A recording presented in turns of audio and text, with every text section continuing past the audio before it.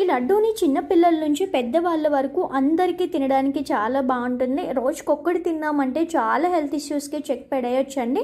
Work out తర్వాత ఒక్క లడ్డు తిన్నామంటే ఎక్కువ టైం ఎనర్జీగా ఉంచుతుంది. అంత మంచి లడ్డు ఈ లడ్డు రెసిపీ. లడ్డూలో చాలా ఎక్కువ ఫైబర్ ఉంటుంది, అందుకని ఈజీగా పొట్ట నిండిన ఫీలింగ్ ఇస్తుంది.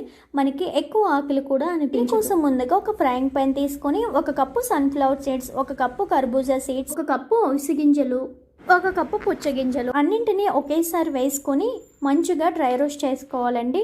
లో ఫ్లేమ్లోనే మెల్లగా వేయించుకోవాలి. ఈజీగా ఫ్రై అయిపోతే ఒక 4 to 5 మినిట్స్లో ఫ్రై అయిపోతాయి. లో ఫ్లేమ్లో మాత్రమే కలుపుతూ వేయించుకోండి. బాగా వేయించుకున్న తర్వాత వీటిని ఒక ప్లేట్లోకి తీసుకొని పక్కన పెట్టుకోవాలి.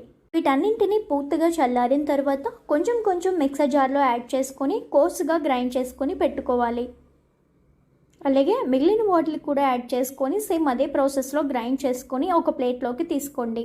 ఇక్కడ చూసారా, ఇక్కడ చూపించే విధంగా గ్రైండ్ చేసుకుంటే మనకి లడ్డు పర్ఫెక్ట్గా వస్తుంది. లడ్డు కోసం బెల్లం సిరప్ తయారు చేసుకోవచ్చు. ఒక ప్యాన్లో 2 కప్పుల వరకు తురిమిన బెల్లం తీసుకొని 1/2 కప్పు నీళ్లు వేసి మొత్తం అన్నింటినీ బెల్లం కరిగించి బాగా మరిగించుకోవాలి. మనకి తీగ నించోవాలి. ఆ విధంగా స్ట్రింగ్ కన్సిస్టెన్సీ వచ్చేంత వరకు పాకం మనం మరిగించుకోవాలి.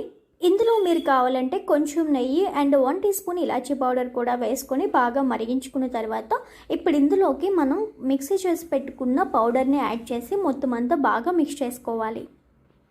ఇప్పుడు దీనన్నిటినీ బాగా మిక్స్ చేసుకున్న తర్వాత లైట్ వేడిగా ఉండగానే మనం చేతికి కాస్త నెయ్యి రాసుకొని మీకు నచ్చిన సైజులో లడ్డూలా చేసుకొని ఎయిర్ టైట్ కంటైనర్లో స్టోర్ చేసుకుంటే మనకి 10 నుంచి 15 రోజుల పాటు నిలువ ఉంటాయండి.